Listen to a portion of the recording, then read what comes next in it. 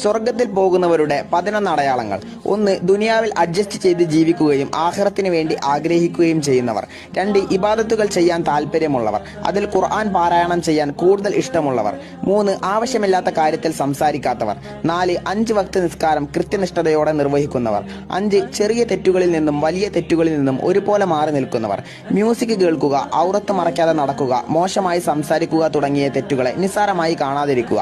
6. സ്വാലിഹീങ്ങളുടെ കൂടെ കാണുന്നവർ, അവന്റെ കൂട്ടുകാരെല്ലാം സ്വാലിഹീങ്ങളായിരിക്കും. 7. വിനയമുള്ളവർ. 8. എല്ലാം കൊടുക്കാനുള്ള മനസ്സുള്ളവർ. 9. അള്ളാഹുവിന്റെ സൃഷ്ടികളോട് കരുണയുള്ളവർ. 10. എല്ലാവർക്കും സഹായം ചെയ്യുന്നവർ. ഒരാളെ സഹായിക്കാനുള്ള അവസരം ലഭിച്ചാൽ അത് ഉപയോഗപ്പെടുത്തുക. കാരണം അവരെ സഹായിക്കാനുള്ള കഴിവ് നിനക്കുള്ളത് കൊണ്ടാണ് റബ്ബ് അവരെ നിന്റെ അടുക്കലേക്ക് അയച്ചത്.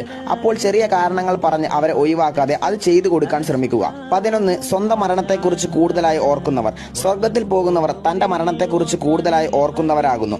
അവർ ദുനിയാവിലെ സുഖ സന്തോഷങ്ങളെ മറന്ന് ആഖിറത്തിന് വേണ്ടി തയ്യാറെടുക്കുന്നവരാണ്. അള്ളാഹു നമ്മളെ എല്ലാവരെയും സ്വർഗത്തിൽ ഒരുമിച്ച് കൂട്ടി അനുഗ്രഹിക്കുമാറാവട്ടെ.